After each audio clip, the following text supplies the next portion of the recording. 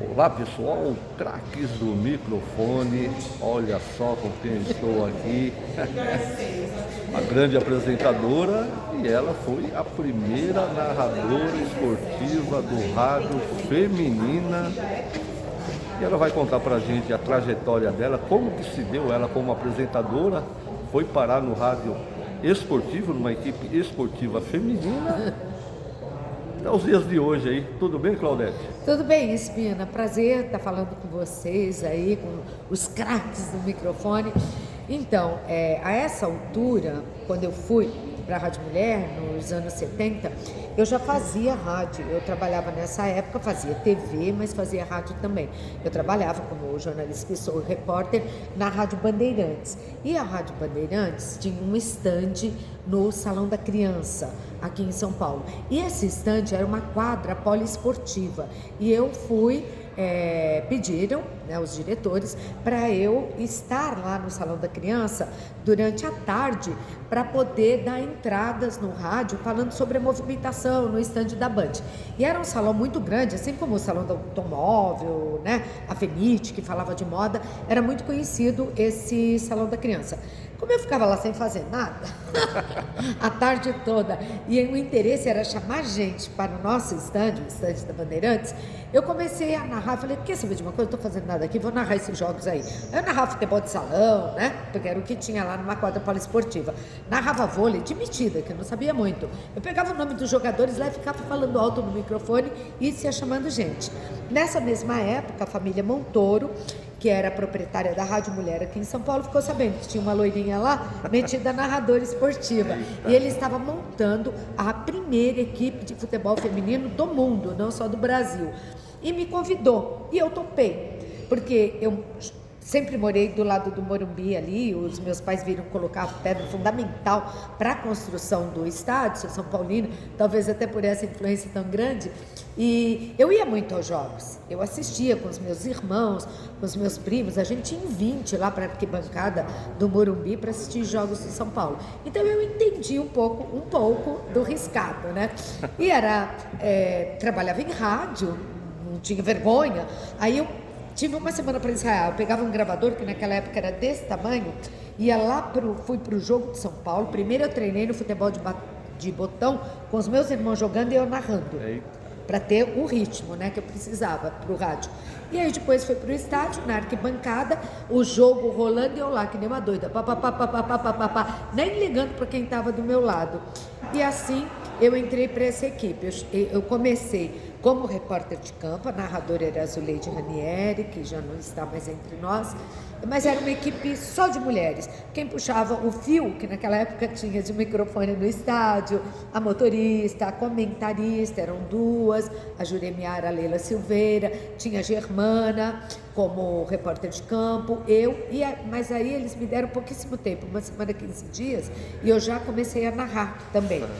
E hoje, Espina, acontece uma coisa que eu considero muito legal. Eu estou viva e estou no museu, né? Para o museu a gente normalmente vai depois que morre, mas eu estou lá no Museu do Futebol. Deu o pontapé inicial, né?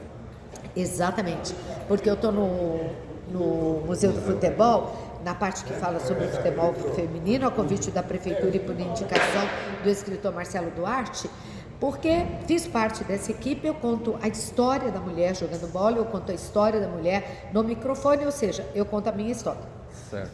E você, né, abriu as portas aí para estar como está hoje, aí com narradoras, comentaristas e repórteres, né? Sabe que eu não pensava nisso naquela época, eu era muito jovem, eu tinha, né, acho que nessa época 18 anos, eu era muito nova, cabelão até a cintura, né, loirinha, bonitinha, tal. Quando eu entrava em campo, a torcida se manifestava, porque não era comum naquela época uma mulher em campo, só tinha uma fotógrafa, mas já bem de idade do Estadão.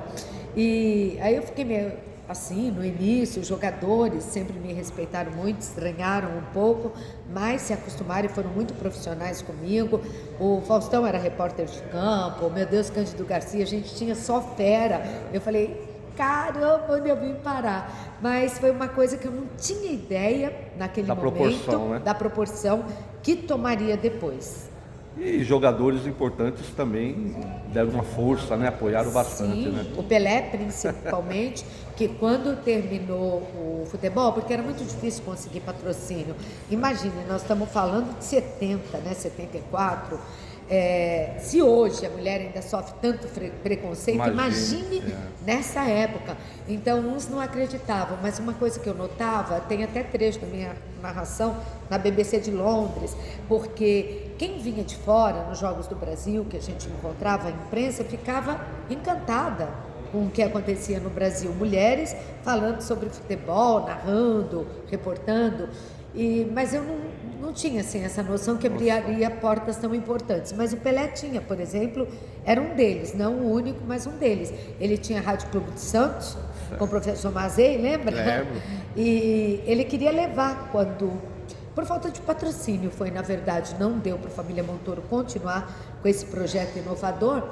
Ele estava até pensando, me chamou para a gente conversar, eu estive conversando com ele lá na rádio, mas aí foi quando surgiu o convite, né, para ir para fora do país e acabou não vingando.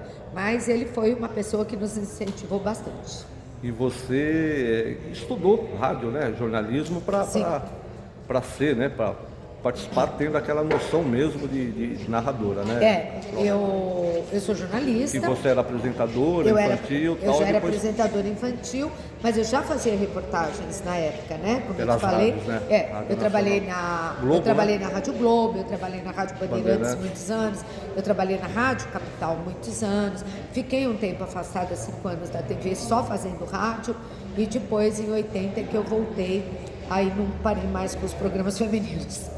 E tá até hoje. Tô até hoje, desde o seu 80, programa, com a Cara no Ar. Cara no Ar, Rede TV, qual horário? Acho que eu já bati tudo quanto é recorde aí, com certeza. Não é uma coisa que me interessa, Gazeta, mas muito com tempo, certeza entraria para o Guinness, porque desde 1980 que eu estou aí ininterruptamente com a Cara no Ar todos os dias.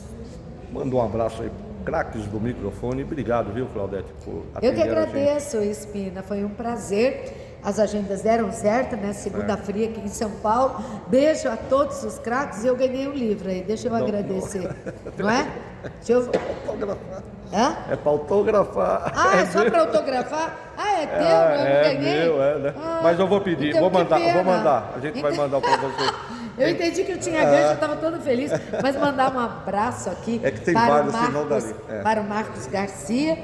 E que legal, ó, 100 anos do Heródoto de rádio. Barbeiro, Do Heródoto. Nino Frateste. Grande craque, né, do microfone. E o Fernando Vítolo também. Também outro. Um beijo para vocês, eu vou autografar então. É que tem muitos autógrafos aí. Tá certo. Aí é relíquia, né? Relíquia. Nossa, é mesmo. Gente, tem muita gente boa aí. Tem gente famosa, agora eu me senti honrada. Obrigada, viu, Espina? Obrigado. E um abraço para todos vocês, craques do microfone. Valeu.